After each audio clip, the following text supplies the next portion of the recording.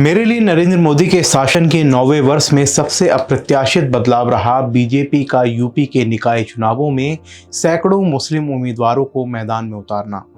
Party ने नगरीय निकाय चुनावों में रिकॉर्ड 391 मुस्लिम प्रत्याशियों को टिकट दिया था, इसमें से 61 को जीत मिली। बीजेपी की सहयोगी पार्टी अपना दल ने स्वार विधानसभा उपचुनाव में एक मुस्लिम को टिकट दिया था, वो भी चुनाव जीत गए। यूपी के सबसे बड़े महानगरों के लिए कुल 17 नगर निगम हैं। बीजेपी ने इन सभी जगह मेयर पद के लिए हिंदू प्रत्याशी उतारे थे और सभी जगह उसे जीत मिली। नमस्कार, मैं हूं आपके साथ शुभम गुप्ता और आप देखना शुरू कर चुके हैं जनहित टाइम्स का नया नवेला कार्यक्रम सत्य विद शुभम। छोटे शहरों में स्थानीय निकाय को नगरपालिका पंचायत कहते हैं। इनमें बीजेपी के 199 उम्मीदवारों में से 32 मुस्लिम थे और 5 ने सफलता हासिल की। नगर निगमों में 1429 वार्ड हैं और नगर पालिका पंचायत में 5327 वार्ड। इस हिसाब से बीजेपी ने जो कुल प्रत्याशी मैदान में उतारे, उनमें से बहुत छोटा हिस्सा मुस्लिमों का था। कई लोग कहेंगे कि यूपी के सीएम योगी आदित्यनाथ ने मुस्लिम समावेश दिखाने के लिए केवल एक दिखावटी प्रयास किया है, लेकिन दिखावटी प्रयास भी बदलाव लाते हैं। ऐतिहासिक रूप से बीजेपी ने शायद ही कभी मुस्लिम उम्मीदवारों को टिकट दिया हो। बड़ी वजह रही पार्टी का आक्रामक हिंदू एजेंडा। लेकिन एक कारण यह भी था कि अतीत में जिन थोड़े मुस्लिमों को टिकट दिया गया वो मजबूत साबित नहीं हुए। 2017 के यूपी निकाय चुनाव में पार्टी ने कुछ मुस्लिम प्रत्याशी उतारे थे और उनमें से लगभग सभी हार गए। इस बार चीजें बहुत ज्यादा अलग थीं। बीजेपी कट्टर हिंदू राष्ट्रवादी है और जनता के ध्रुवीकरण में कोई कसर नहीं छोड़ती। 1984 के आम चुनावों में गुमनामी से उठकर आज शीर्ष तक पहुंचने के लिए इसने सांप्रदायिक जुनून का इस्तेमाल किया है। थ्योरी में पार्टी धर्मनिरपेक्ष है, इसमें हमेशा से अल्पसंख्यक प्रकोष्ठ रहा। वाजपेयी अडवाणी युग में बीजेपी ने कांग्रेस पार्टी की धर्मनिरपेक्षता पर हकीकत में अल्पसंख्यकवाद होने का आरोप लगाया। दावा किया कि केवल बीजेपी ही सच्ची धर्मनिरपेक्षता के लिए खड़ी है।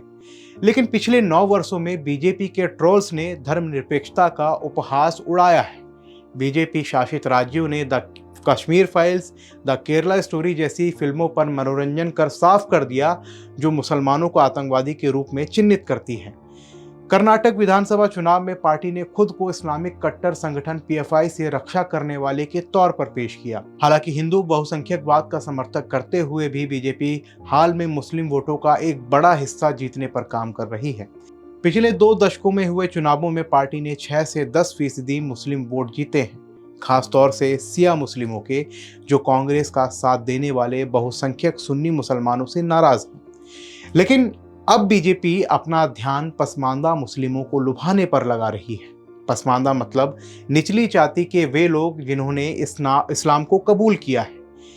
भारतीय मुस्लिमों को 3 श्रेणी में बांट सकते हैं। उच्च वर्ग के अशरफ, जो मुस्लिम कुलीन और जमींदारों के वंशज हैं। इसके बाद अजलाफ या पिछड़ी जाति के लोग जिन्होंने इस्लाम अपनाया है, और आखिर में अर्जाल यानी कि दलित धर्मांतरण वाले। पसमानदा शब्द का इस्तेमाल कभी सिर्फ दलित मुस्लिमों के लिए ही किया जाता है और कभी कभी उस पूरे ओबीसी समुदाय को कवर करने के लिए जो धर्म बदलकर मुस्लिम बन गए। इस्लाम में जाति के आधार पर भेदभाव की मनाही है, लेकिन सरकारी नौकरियों में आरक्षण की मांग को लेकर पसमानदा ने खुद को एकजुट किया है। कई राज्य सरकारों ने अदालतों की मंजूरी से पसमानदा को कोटा भी दिया है। इससे उन्हें लुभाने में मदद मिली। आलोचकों ने यूपी के मुख्यमंत्री योगी आदित्यनाथ पर आरोप लगाया है मुसलमानों को बदनाम करने का, लेकिन उन्होंने एक पसमानदा दानिश आजाद अंसारी को अल्पसंख्यक कल्याण के लिए मंत्री के रूप में नियुक्त किया है। अंसारी को विधान परिषद के माध्यम से लाया गया है। भले ही ये एक सजावटी पद से ज्यादा हो, लेकिन है तो कैबिनेट मंत्री के बराबर। ये एक और कदम है। कांग्रेस पार्टी ने पसमानदा के लिए आरक्षण की मांग लंबे समय से उठा रखी है। बीजेपी ने इसे एक बार अल्पसंख्यकवाद कहा था, लेकिन अब पार्टी को लग रहा है कि वो पसमानदा वोट के एक बड़े हिस्से को अपने पाले में ला सकती है। यूपी निकाय चुनाव इस थीसिस का एक टेस्ट था। एक अनुमान के मुताबिक बीजेपी के 90% उम्मीदवार जो थे वो पसमानदा थे। रणनीति की सफलता बताती है कि 2024 के लोकसभा चुनाव में भी पार्टी इसका इस्तेमाल कर सकती है। सभी मतदाताओं में मुस्लिमों की हिस्सेदारी है करीब 15%। अगर उसमें से 10वां हिस्सा भी बीजेपी को वोट देने के लिए राजी होता है तो ये कुल वोट परसेंटेज का 1.5% होगा। कई चुनाव 1% से कम वोट से हारे या जीते जाते हैं। ऐसे में मुसलमानों के वोट का एक छोटा सा हिस्सा भी हासिल करना अहम हो सकता है बीजेपी के लिए। पार्टी आने वाले विधानसभा चुनावों में और यहां तक कि आम चुनावों में भी ज्यादा पसमानदा मुस्लिमों को उम्मीदवार बना सकती है। अब सवाल ये है कि क्या इससे हिंदू मुस्लिमों की सामान्य स्थिति पर कोई असर पड़ेगा? तो इसका जवाब है शायद बहुत कम। कर्नाटक विधानसभा चुनाव के लिए बीजेपी ने मुस्लिमों का 4% जॉब कोटा रद्द किया था और इसे बांट दिया वोकालिंगा और लियांगत में। साफ तौर पर पार्टी के लिए मुस्लिमों को लुभाने के बजाय हिंदू जातियों को लुभाना ज्यादा महत्वपूर्ण है। फिर भी यूपी में जो चल रहा है उसे नजरअंदाज नहीं किया जा सकता। इससे बीजेपी के किसी बड़े हृदय परिवर्तन का पूर्वाभास नहीं मिलता, लेकिन तथ्य ये है कि पसमानदाओं को लुभाया जा सकता है। इसका मतलब है कि सांप्रदायिक आग में कुछ कमी आई है।